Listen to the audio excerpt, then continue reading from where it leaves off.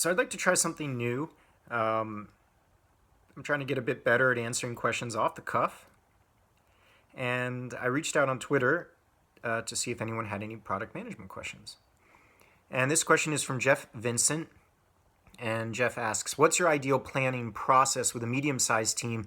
What are the inputs, steps, and outputs? I'm going to use the, standard it depends. But let me take a step back and take a stab at this. So, in my opinion, we're hiring our planning process, right? We hire the planning process to do what? And that is the first way I try to get in at this question, because the planning process is so situationally dependent, context dependent, and I've seen planning processes be hired for extremely different reasons. So on one extreme, you have a situation where the planning process is primarily hired or created to solve internal tension, right? Internally, there's a lot of moving parts, there's a lot of moving forces, there's a lot of agendas, there might be a lot of politics, there might be a little bit of bureaucracy. And so the planning process is hired internally to get everyone feeling somewhat better, or at least in the loop, or somewhat heard, so that as the year goes by, people stay, quote unquote, aligned and they keep moving in that particular direction. So that's one end of the spectrum. Now, on the other end of the spectrum, you might have a team where the planning process is used to extract new and exciting ideas, to really tap everyone in the organization for their intuition, what data are they seeing that maybe other people haven't had insight into. They're trying to engage everyone in making the best set of decisions possible. And so that's on the other end of the spectrum. And then you have people who are very, customer value driven. Maybe they're not doing the planning to kind of try to tap the hive mind of the organization. They're doing it to, make sure, you're continuing to be on track for your customers. So what I find to be interesting is if you were to take a step back and go out to your customers and say, we're doing all these meetings, we're filling out all these one-pagers, we're doing all this stuff. And the customer would say, why? How is it benefiting me? I think that's an extremely important lens when we talk about planning, which is, why are we doing this? Why are we going through the steps that we're going through? And how does it benefit the customer, and what are the outputs? So my ideal planning process with a medium-sized team is biased because I'm biased in that spectrum, right? My ideal planning process is used to tap the hive mind, the people who are doing the work, the people who have good ideas, and bringing them the context of the business situation, what are the challenges of the business, the assumptions that you made for the business, bringing together those two pieces and marching forward for the benefit of the customer. So a little bit of a combination of the two that I mentioned. I'm not so interested in making sure everyone comes up with mediocre decisions that everyone feels good about. And I'm also not too concerned about, frankly, telling people, we've heard you, now we're going to make decisions. That's not really my style. It's not stuff that I'm interested in. So my ideal planning process would be measured by how much unique information I was able to pull out from the front lines, how well the business could explain its assumptions. And I think this is extremely important because let's say you take a business, maybe it's in a certain growth stage, and the business is making a couple bets and they're asking the team to go along with it. So they might be making a bet that, if we hit these goals, these sales goals, we can run a little lean on the product, or we can do whatever, we can cut some corners, but we're going to benefit from it because we need to get out ahead. This is a rapidly evolving space, so that might be a particular thing. Or from the business, one of our bets is that we have this one opportunity to submarine a competitor. And if we miss that opportunity, everything will go. So I think that type of stuff is extremely important, as well as explaining to the rest of the organization like what the actual business situation is. Because what you find in a lot of situations is that the front lines are very insulated from the business realities. I talk to a lot of UX folks and they say things, they're like, well, I don't really delve into the business. Our organization works by me being a big, strong advocate for this other side, and the business does their stuff, and you get this healthy tension. But what I find with the healthy tension theory is that you just kind of sometimes end up with the mediocre middle. You have someone pull this way, someone pull this way, and someone pull this way, and you just have this little point in the middle, and the little point just doesn't really move all that much. It just stays in kind of suckland. So my ideal planning process would pair a great sense of business context with data about the business and the decisions that the business is making. And so when I say the business, obviously everyone is the business, but I am saying, there are individuals who work at your company who are setting the company on a certain course, and that has to do with, things like sales goals, revenue goals, partnerships, investment, targeting, of customers, etc., all these things. So I'm not saying that there are two separate things in the business. I'm just saying there are people who tend to think a little bit more about that stuff, and people who tend to think more about building and making. It doesn't mean that those parties can't work together or understand each other's world. So the best planning process brings the people with the frontline knowledge and the intuition, the people with the business context, learning about the business context and the bets that the company is making there. And they mash those things together and they hammer out missions or points on the horizon to shoot for. I don't personally prefer planning processes that just, give you very prescriptive things, because what I find is that in your rush to get your quarterly OKRs done, people basically just phone it in at the end. You're tired, it's the end of the process. Oh, we have to come up with an OKR. And then 1 week later, they've had some time for the reality to sink in, and they think, wow, I probably would have set some different goals. I think that we have a different beast. So what I like out of the planning process is to build that real shared understanding, do a lot of context exchange and data exchange, lay that out there, give people some time to think it over and think how it relates to their particular worlds and what they're doing, and then start to develop, goals or near-term goals. So my personal preference is that why do people wait a year to do a big planning? It doesn't make any sense. Most of our businesses change in the matter of 3 months or 6 months or 9 months. Yearly planning is crazy. There's no reason to do it.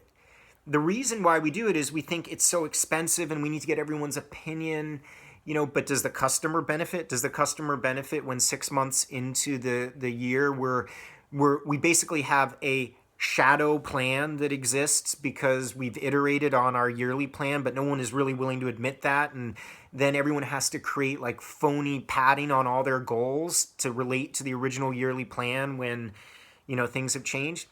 No, your customers would sit back and say that's insanity. Why don't they just get down to business, right? So what I believe in continuous planning. I believe that at any point the company should have some 18-month or 3-year or 6-year transformational statement up on the wall. They should have things that are in the year to 2 year to 3 year time frame, these big bets that they think they need to make.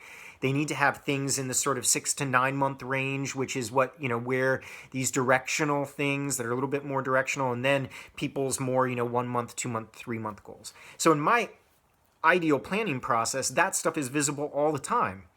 And The second that someone feels that that's not working, or there's cognitive dissonance in that plan, or you're kind of veering from that plan, you have a just-in-time meeting and you reflect on that. It seems to do it any other way, to do big batch planning, on a yearly basis or something, it doesn't seem to make sense. Now, a quarterly check-in where you kind of reassess, hey, is everything we have up on the wall, does all of that remain true? Maybe that's like a reasonable thing. And maybe a day or two or three out of each quarter, you take that time and you assess those things. But people need time to consider these things. It needs to be visual. They're not going to go into one meeting and then have, we're on a deadline, we've got to figure this out. Our understanding evolves in a more fluid nature. So I'm not sure if I'm directly answering your question in the sense that I am describing sort of flavors of planning, not specifics of those things. But let's just get straight to the question. What are the inputs? So I'm going to talk about continuous inputs. You have data and context coming from the team. You have the results of learnings and experiments. What are the metrics of the things that we're currently working on? Are they working? You have competitive information coming in. These are the continuous inputs that are always coming. You're getting data all the time. And the more hops you make that data go through, the less effective you're going to be. So you've got this data coming in, and that's what the inputs are. Inputs are learnings, data, context, and I would also, as I mentioned earlier, trying to understand what the executive team is committed to, at least in their mind or from the perspective of investors, on a like elephant in the room basis. Like what really is the situation here? Because often when we get down in the weeds, when someone will say, dude, we're not going to even survive if we can't make it through the next 12 months or 6 months. And then all this like long-term planning is kind of for naught. So those are the inputs. What are the steps? I'm just going to talk about it super high level. There's just sort of convergence and divergence, right? I mean, you're capturing these inputs, you're processing them as a team, you're doing sense making as a team, you're doing, so-called ritual descent, right? You're trying to rip apart that information and put it back together, see if everyone is sort of understanding the same thing. So the steps are generally the same for any design process, really, right? It's messy. You get a little closer, it becomes messy again. You start to draw meaning out of it, and you start to converge on something. So the steps are generally there. And the outputs, like I said, are artifacts of shared understanding that keep people marching in the same direction, that are not overly prescriptive, unless they absolutely need to be. I guess sometimes they need to be. And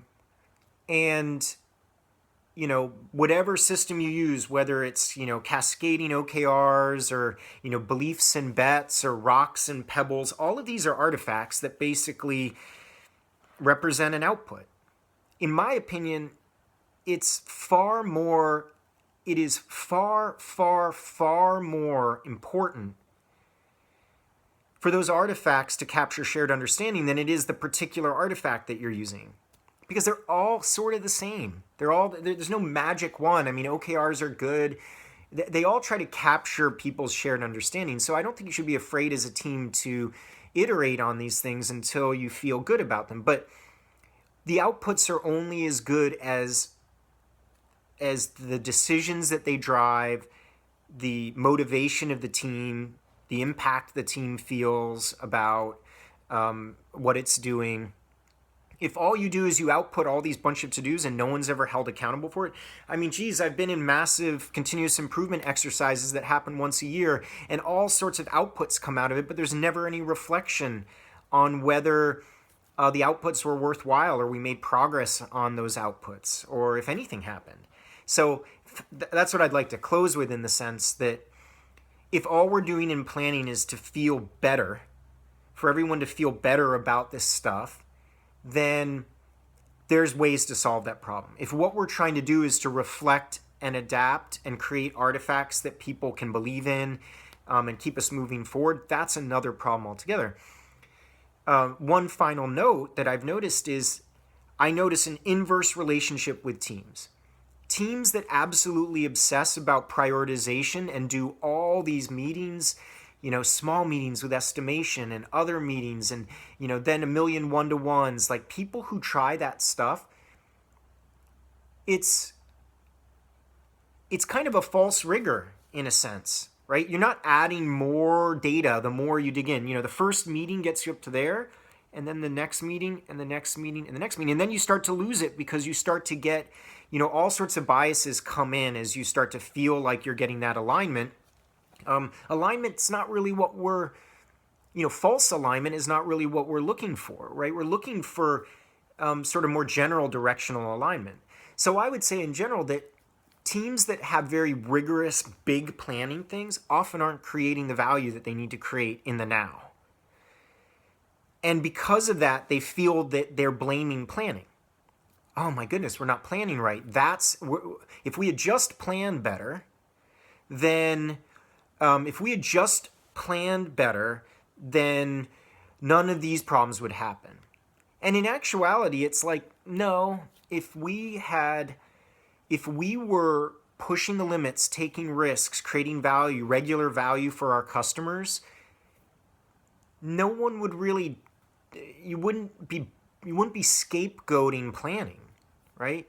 So that's where it happens. When we're in periods of fear and uncertainty, we blame it on planning, and we create ever more prescriptive, rigorous, crazily, constructed planning processes. And that has this cyclical effect, which makes our output even worse. So just-in-time planning, create flow, create continuous value, because at the end of the day, that's what your customers want. They don't want you to spend 5 days and then, cumulative 600 hours in your organization to all align around maybe a mediocre option. That's the last thing that your customers want. So I'll close with that. It's about 17 minutes. Hope this helps, Jeff. And I look forward to doing more of these. This one kind of sucked in some ways. Hopefully I'll improve these and get better at talking about this stuff. But hopefully you got the gist of what I was talking about. Thanks.